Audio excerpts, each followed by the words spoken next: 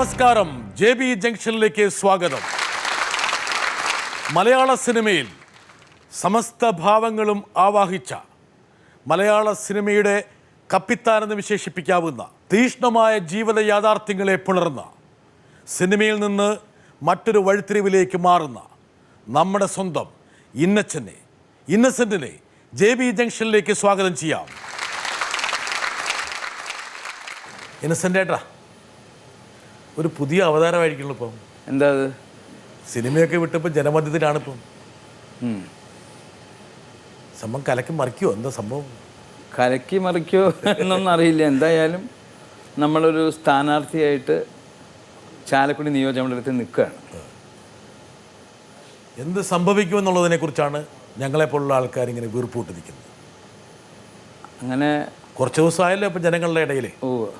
എന്താ തോന്നണേ? പൾസ് അല്ല, പൾസ് ഒരു എന്തുകൊണ്ട് ഞാൻ വരുമ്പോൾ ഉണ്ടാവുന്നൊരു മാറ്റമാണല്ലോ ഉദ്ദേശിക്കുന്നത്. ഇപ്പോൾ തീർച്ചയായിട്ടും ഞാൻ വരുമ്പോൾ ഉണ്ടാവുന്നത് ഓരോ കുട്ടികളാണെങ്കിലും വലിയവരാണെങ്കിലും അവർക്കൊക്കെ ഞാൻ ആരാണെന്ന് പരിചയപ്പെടുത്തേണ്ട ഒരു കാര്യമില്ല.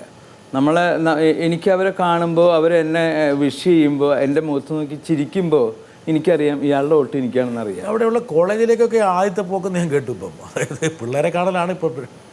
അല്ല, അവർക്കൊക്കെ വോട്ടുണ്ട്. ഇപ്പോൾ +2 കഴിഞ്ഞ കുട്ടികൾക്കൊക്കെ വോട്ടുണ്ടെന്ന് തോന്നുന്നു എൻ്റെ അറിവ്. അപ്പോൾ ആലീസേച്ച് പറഞ്ഞ് പോക്കത്ര ശരിയല്ല. അതായത് ഫസ്റ്റ് റൗണ്ട് പോയത് കോളേജുകളിൽ പിള്ളേരെ കാണാനാണ് പറഞ്ഞത്.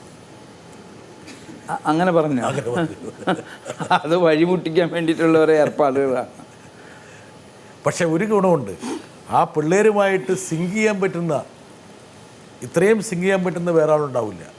അതായത് അവരിൽ ഒരാളെ പോലെയാണ് ഇന്നസെന്റ് ഏട്ടനെ കാണുന്നത്. അല്ല, അതിൻ്റെ കാരണം അവർ എന്നെ ഒരുപാട് കാലമായിട്ട് ഒരു 25-28 വർഷമായിട്ട് അവരെന്നെ കാണുന്ന ആളുകളാണ്. ആ കുട്ടികൾ എന്ന് പറയുമ്പോൾ അവർക്കൊക്കെ ഓർമ്മ വെച്ച കാലം മുതലേ അവരുടെ വീട്ടിലൊരു അംഗം പോലെയാണ് അവർക്ക് തോന്നുന്നത്. ഞാൻ പറയുന്ന തമാശകൾ നമ്മളുടെ അടുത്ത് വളരെ ഫ്രീ ആയിട്ട് അവർ ഓടി വന്ന് കെട്ടിപ്പിടിക്കുകയും കൈ പിടിക്കുകയൊക്കെ ചെയ്യുമ്പോൾ തുടക്കത്തിലൊക്കെ, ഇപ്പോഴല്ലേ ഞാൻ പറയുന്നത്, കുറച്ച് കാലങ്ങൾക്കൊക്കെ മുമ്പ് ഇതെന്താ ഇങ്ങനെ എന്ന് തോന്നിയിരുന്നു. പിന്നീടാണ് നമുക്ക് അതിനെപ്പറ്റി മനസ്സിലായത്. അവരുടെ വീട്ടിലൊരു അവരെപ്പോഴും നമ്മളെ കണ്ടുകൊണ്ടിരിക്കുകയാണ്. അവർ കണ്ടുകൊണ്ടിരിക്കുകയാണ്, നമ്മളവരെ കണ്ടില്ലെങ്കിൽ. അപ്പോൾ ഇതൊക്കെ കോളേജിൽ ചെല്ലുമ്പോഴും ഇതൊക്കെ തന്നെയാണ്. ഇന്നസെന്റ് ഏട്ടനൊരു കോളേജ് സന്ദർശിച്ച ശേഷം പിന്നീട് ഫേസ്ബുക്കിൽ നോക്കിയപ്പോൾ ഈ പിള്ളേരെല്ലാം ഇന്നസെന്റ് ഏട്ടനോട് നിൽക്കുന്ന പടങ്ങളാണ്. അതെ, അത്രത്തോളം പ്രിയങ്കരനാണ് താങ്കൾ അവർക്ക്. അത്രത്തോളം പ്രിയങ്കരന് ആണ് എന്ന് നമുക്ക് വലിയ ഇഷ്ടമുള്ള കാര്യമല്ലേ. കുറേ ആളുകൾ നമ്മൾ ഇഷ്ടപ്പെടുക എന്ന് പറയുന്നത് തന്നെ. സിനിമയിൽ നിന്ന് രാഷ്ട്രീയത്തിലേക്കുള്ളൊരു വഴിമാറൽ കേരളത്തിൽ അങ്ങനെ സംഭവിച്ചിട്ടുണ്ട്. പക്ഷേ ഈ സമീപകാല ചരിത്രത്തിൽ ഇത്രത്തോളം പ്രകടമായ പ്രസക്തമായിട്ട ഒരു വഴിമാറ്റം ആദ്യമായിട്ടാണ്. അല്ല, ഞാൻ വളരെ പണ്ടേ ഞാൻ ഇരിഞ്ഞാലക്കുട മുനിസിപ്പൽ കൗൺസിലറായിരുന്നു. അത് കഴിഞ്ഞിട്ട് പിന്നെ ഞാൻ കുറച്ച് അതിൽ നിന്നൊക്കെ മാറി പിന്നെ രാഷ്ട്രീയവും കാര്യങ്ങളൊക്കെ അവസാനിപ്പിക്കാനുള്ളൊരു കാര്യം എന്ന് പറഞ്ഞാൽ ഉപജീവനം എന്ന് പറയുന്നത് എൻ്റെ ഒരു സെക്കൻഡ് അത് സംബന്ധിച്ച് ആർക്കും എന്തോ പറയാനുണ്ടോ നോക്കട്ടെ ആരാണെന്ന്. ഇന്നസെൻ്റ് രാഷ്ട്രീയത്തിൽ ശോഭിക്കുന്നുള്ള പരിപൂർണ വിശ്വാസമുള്ള ഒരു വ്യക്തിയാണ് ഞാൻ. കാരണം സിനിമാഭിനയത്തിലേക്ക് അവനെ വിളിച്ചുകൊണ്ട് പോകുന്നതിന് മുമ്പ് ഇന്നസെൻ്റ് രാഷ്ട്രീയ കക്ഷിയുടെ ഒരു ഭാഗമായിരുന്നു. ഞങ്ങൾ തമ്മിലുള്ള ഫ്രണ്ട്ഷിപ്പിൻ്റെ പേരിൽ ആ രാഷ്ട്രീയ കക്ഷിയിൽ എന്നെയും കൂടിയും ചേർത്ത ഒരു കക്ഷി കൂടിയാണ് ഇന്നസെൻ്റ്. അപ്പോൾ ഒരു ഓർഗനൈസിങ് കപ്പാസിറ്റി അന്നേ ഇന്നസെൻ്റ് ഉണ്ട് എന്നുള്ള കാര്യം ഇന്ന് ചിന്തിക്കുമ്പോൾ എനിക്ക് പരിപൂർണ ബോധ്യം വരുന്നുണ്ട്. സിനിമാഭിനയത്തിലേക്ക് വരുന്ന തൊട്ട് മുമ്പുണ്ടായിരുന്ന സംഭവവികാസം എന്ന് പറഞ്ഞു കഴിഞ്ഞാൽ ഇന്നസെൻ്റ് ഇരിങ്ങാലക്കുട മുനിസിപ്പൽ കൗൺസിലറായിട്ട് ഒന്ന് ഫൈറ്റ് നോക്കി. വേറെ പ്രത്യേകിച്ച് പണിയൊന്നും ഇല്ലാത്ത കാരണം കൊണ്ട് ഫൈറ്റ് നോക്കുകയും ചെയ്തു, കൗൺസിലറായിട്ട് ജയിക്കുകയും ചെയ്തു. സിനിമാഭിനയത്തോട് വന്നതോടുകൂടി ആ കൗൺസിലർഷിപ്പ് അങ്ങോട്ട് പോയി കിട്ടി.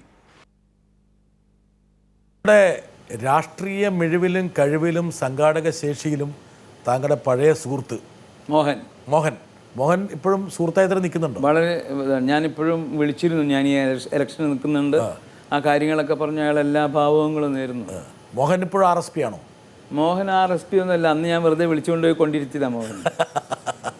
ആള് തികയാണ്ടായപ്പോൾ വിളിച്ചുകൊണ്ട് മോഹനോട് പറഞ്ഞ ആവശ്യമില്ലാത്ത എനിക്ക് മോഹൻ ഇത് പറഞ്ഞപ്പോഴാണ് മോഹനോട് ചോദ്യം ചോദിച്ചു അന്നത്തെ സ്റ്റേറ്റ് സെക്രട്ടറി KK കുമാരപിള്ള. അദ്ദേഹം ഇന്നില്ല. അപ്പോൾ അദ്ദേഹം ചോദിച്ചു, മിസ്റ്റർ മോഹൻ, എന്താണ് നിങ്ങൾക്ക് ഈ പാർട്ടിയിലേക്ക് വരാനുള്ള ഒരു താല്പര്യം എന്ന് ചോദിച്ചു. എന്തുകൊണ്ടാണ് അതൊന്ന് പറയണം എന്ന് പറഞ്ഞു. ആ വഴിക്ക് മോഹൻ എന്നെ ഒരു നോട്ടം നോക്കി. ആ മീറ്റിംഗ് കഴിഞ്ഞ ശേഷം പറഞ്ഞു മേലിൽ ഞാൻ വരില്ല എന്ന് പറഞ്ഞു. കാരണം ഇങ്ങനെ ഒറ്റ ചോദ്യങ്ങളും ചോദിക്കില്ലാത്തതെന്ന് പറഞ്ഞിട്ടാണ് ഞാൻ അയാളെ വിളിച്ചുകൊണ്ട് വന്നത്. പക്ഷേ ഇതൊക്കെ നമുക്ക് സ്റ്റേറ്റ് സെക്രട്ടറി അടുത്ത് പറയാൻ പറ്റുമോ?